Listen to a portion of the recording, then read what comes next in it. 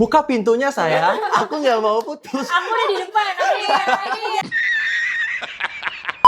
3, 2, 1. DPPKB Samarinda present. Halo Gen Ranger, aku Royan. Aku Najwa.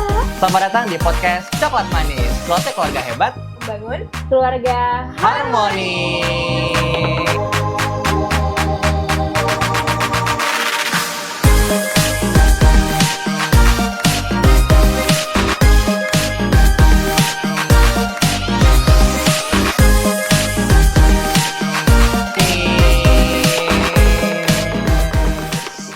Oke teman-teman, jadi kali ini kita kedatangan dua narasumber nih, yaitu ada Kak Kania dan Kak Nabila. Dan Kak Kania ini teman-teman, FYI, Kak Kania adalah salah satu winner Dugen Samarinda tahun 2025 ya Kak ya.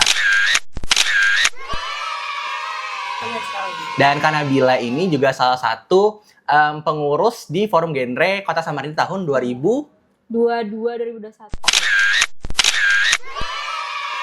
Oke, jadi udah berapa tahun Kak? Sudah berapa tahun? 5-4 tahun lah. 5-4 tahun di Forum Genre. Saya mau nanya ke Kak Nabila dulu deh. Kakak sudah berapa lama, bukan berapa lama, sorry. Maksudnya kayak akhir-akhir ini, kakak tuh sebenarnya lagi sibuk ngapain aja sih gitu? Oke, jadi sebenarnya akhir-akhir ini belum ada kesibukan sih Royan. Karena kan lagi fase liburan nih teman-teman. Aku udah selesai UAS kebetulan. Cuman biasanya sehari-hari aku sibuk kuliah Royan di Fakultas Hukum Universitas Mula Warman.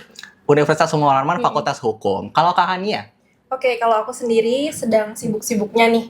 Semester 6 ya, mahasiswa semester 6. Dimana aku kayak lagi mempersiapkan untuk skripsi juga. Dimana aku merupakan mahasiswa dari Fakultas Kesehatan Masyarakat Universitas Mula Warman juga. Oke, berarti karena saya juga kebetulan baru join nih, izin. Baru join juga di Fakultas Ilmu Sosial dan Ilmu Politik Universitas Mula Warman jurusan psikologi kayak gitu teman-teman. Kalau kakaknya pada semester berapa? Kan kakaknya tadi semester 6. Kalau Kak Nabila semester 4. semester 4. Zaman kakak dulu masuk PTN apa sih Kak nama jalurnya?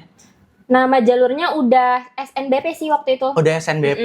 Zaman kakaknya masih SNMPTN atau SNBP? SNBP, dan itu tahun pertama pergantiannya. Oke, tahun pertama pergantian istilah dari SNMPTN ke jadi SNBP. SNBP. SNMPTN tuh kepanjangan dari, singkatan dari Seleksi negeri Seleksi masuk perguruan tinggi negeri. Iya, Gitu lah perguruan pokoknya. tinggi negeri lah. Oke, tapi intinya kayak seputar jalur prestasi atau jalur Prestasi, undangan. Iya, sama sih sama SNBP. Sama Cuma juga. namanya aja yang berubah. Iya. Oh, oke. Tapi zaman kakak-kakak dulu, kakak-kakaknya pada one shot kah? Atau gimana nih dulu? Aku sih tim one shot ya. One shot. Kalau kakaknya? Kalau aku 3 kali shoot sih ya. 3 kali shoot. 3 kali shoot. Sekali lagi dapat kipas angin. Kalau kakaknya dulu nyoba SNMPTN, SNBP, SNBP, dan juga Mandiri. Mandiri. Iya. Nembak di mana aja Kak dulu?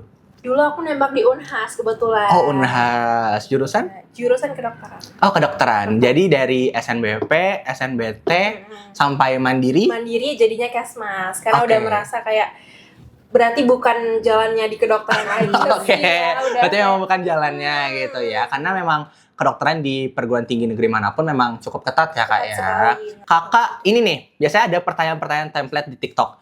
Kayak, kakak rata-rata berapa, eligible berapa, cantumin sertifikat apa aja nih. 3 tahun di SMA ngapain aja tuh? Oh, kasih paham Kak, kasih paham. Aku nih, Hmm. sebenarnya 3 tahun di SMA itu seru. Banyak kegiatan yang aku ikutin gitu ya Kak. Terus Contoh. juga, contohnya, aku ikut sebagai OSIS dan kebetulan jadi ketua OSIS waktu Oke, di SMA jadi ketua kemarin. OSIS. Ya, terus juga aku sempat ikut ajang duta lain juga pada saat itu. Terus juga ikut lomba berita pada saat itu, ikut menjadi Master of Ceremony juga, Oke. dan ekskul lain seperti Olim Geografi juga, Olimpiade teater Geografi. juga sempat, sama juga kayaknya itu aja deh. Itu udah penuh banget. Itu biasanya tebak. Ya, jadi saking banyaknya gitu, aku sempat ada di fase masuk ke toxic productivity waktu itu Kak. Toxic productivity. Berarti kakak waktu itu benar-benar sampai di titik yang kayak ngejar semuanya, Iya, ngejar karena semuanya. ya biasa lah, anak muda yang kayak baru masuk SMA kan pada saat itu, masa-masa SMA yang kayak pengen coba semuanya gitu, pengen masih mencari jati diri aku gimana sih sebenarnya gitu. Toxic productivity ini itu juga masuk salah satu yang kita bahas di dalam muatan genre ya Kak Kania ya. Dan Kak Kania saya mau nanya deh, kira-kira bagus nggak sih produktif yang toxic ini kayak gitu? Productivity yang toxic ya. Tentunya kita bisa melihat nih dari namanya toxic productivity, di mana ketika kita melakukan sesuatu yang berkelebihan gitu, sehingga itu menyebabkan rasa yang tidak baik untuk diri kita sendiri. Misalkan kita terlalu mengikuti banyak sekali kegiatan ataupun yang dimana kita tidak bisa mempunyai waktu untuk diri kita sendiri, sehingga yang tadi namanya toxic productivity itu. Sampai lupa istirahat Iya, ya. sampai lupa istirahat. Nggak bisa healing bahkan. Kakak tidur berapa jam dulu sehari? Aduh, sebenarnya aku toksiknya bukan yang kayak belajar gitu, tapi karena seharian full kegiatan, jadi pulang ke rumah itu lama, jadi kayak bener-bener secapek itu, bahkan kalau aku udah tidur 8 jam, itu masih ngerasa capek banget gitu. Oke. Gitu sih. Saking capeknya. Iya. Berarti sampai di titik yang kayak nggak mau ngomong sama orang gitu nggak Kak? Iya, sempat sih yang kayak aduh. Jangan capek berinteraksi, nih. jangan berinteraksi Iya, ini, jangan berinteraksi. Senggol bacok nih, gitu. Kalau kakaknya sempat di fase toxic productivity juga kah? Tentunya pernah sih kalau aku ya. Dulu aku waktu SMA ya, lagi nyarinya Cari jati diri gitu kan. Misalkan kayak aku ikut paskibra. Oke, Dan nyampe juga- paskibraka kah?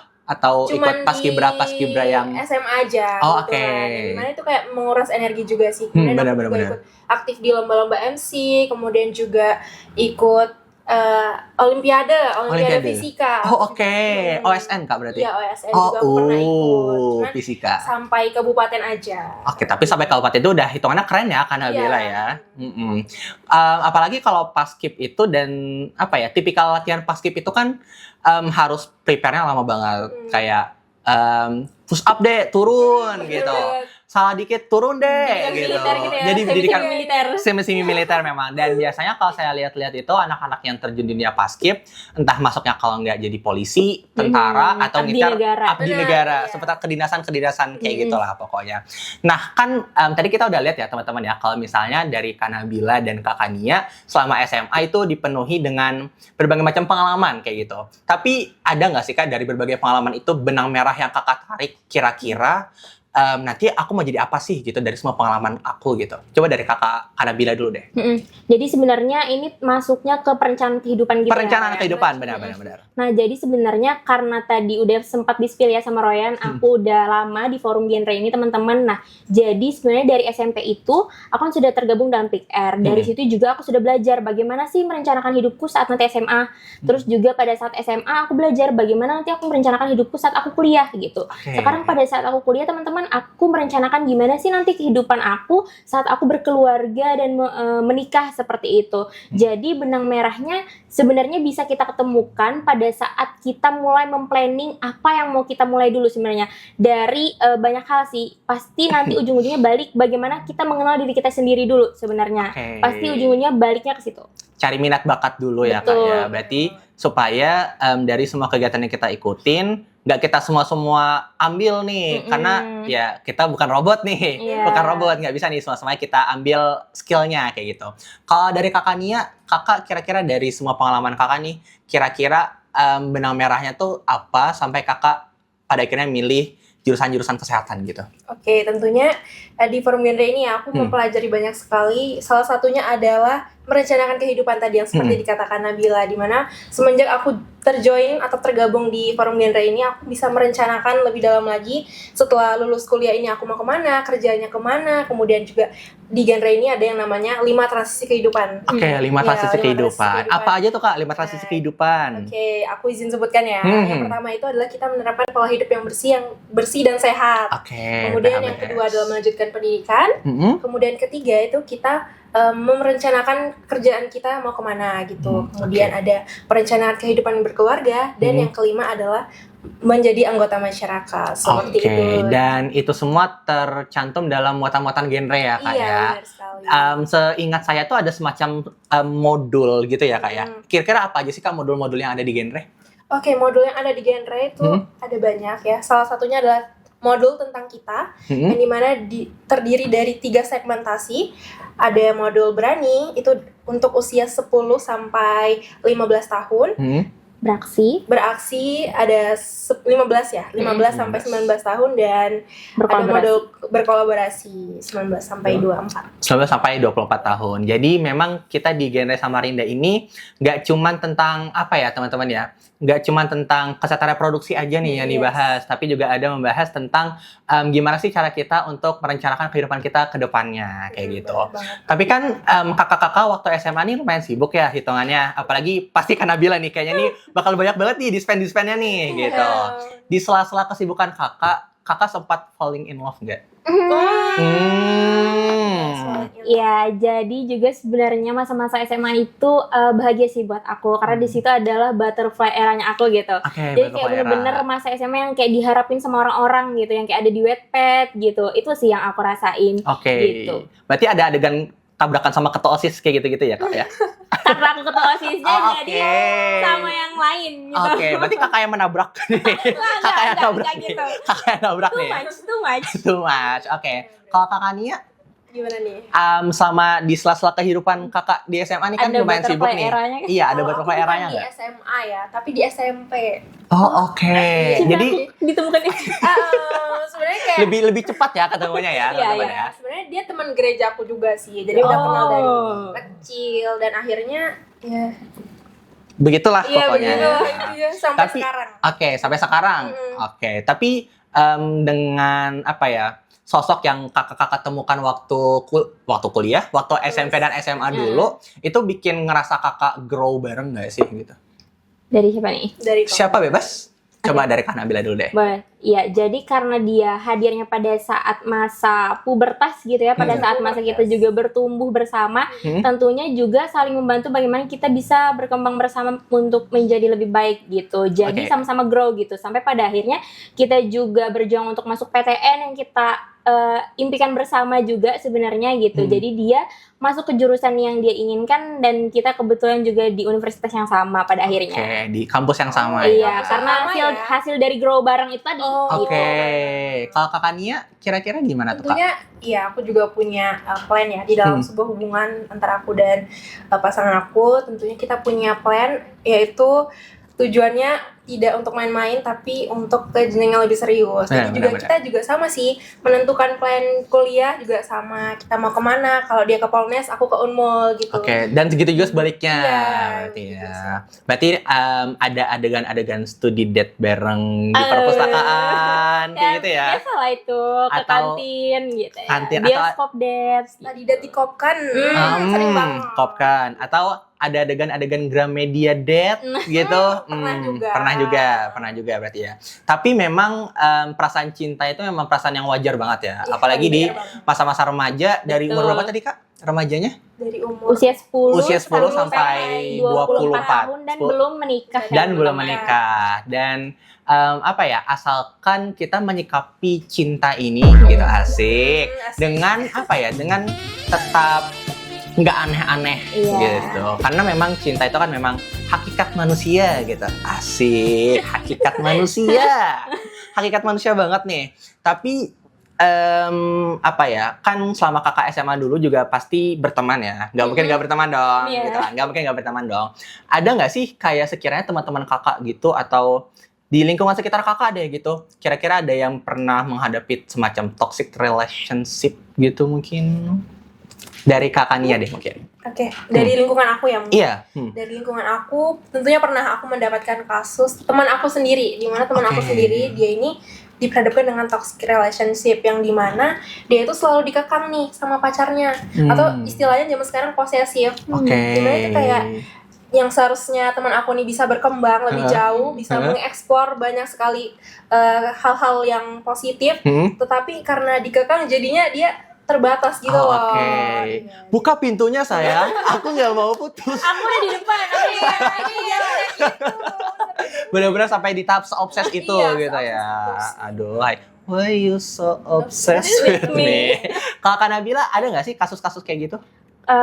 karena juga tergabung dalam Pick R ya sebagai konselor itu lebih ke teman-teman aku sih gitu. Aku ada cerita-cerita dari mereka kayak pacarnya itu terlalu obses sama dia gitu.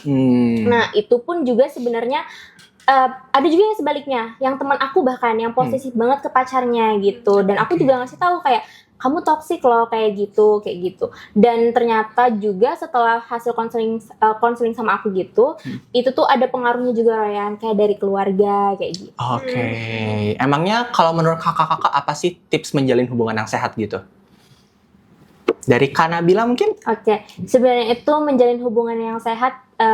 Pertama kita harus selesai sama diri kita sendiri dulu Royan. Oke, selesai Karena sama diri sendiri. iya benar. Kalau misalnya masalah yang ada di dalam diri kita itu belum bisa kita selesaikan, kita akan sulit untuk bisa membangun hubungan interpersonal yang baik sama orang gitu.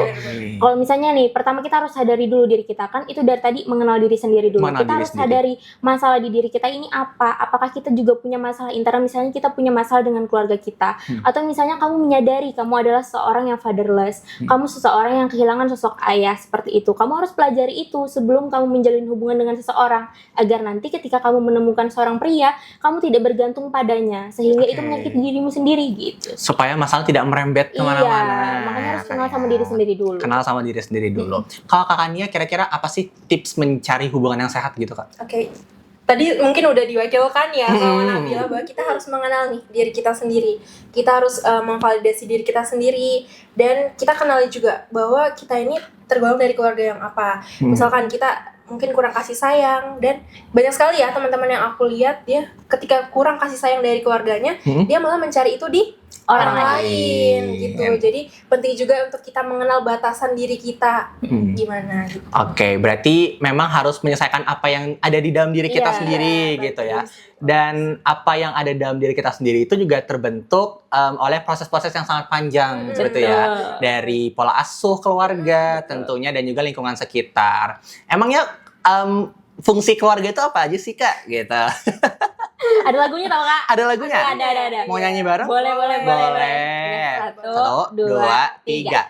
8 fungsi keluarga, agama yang pertama, sosial budaya, cinta dan kasih sayang, perlindungan keempat, reproduksi kelima, fungsi pendidikan, ekonomi lingkungan. Mari kita terapkan 8 fungsi keluarga.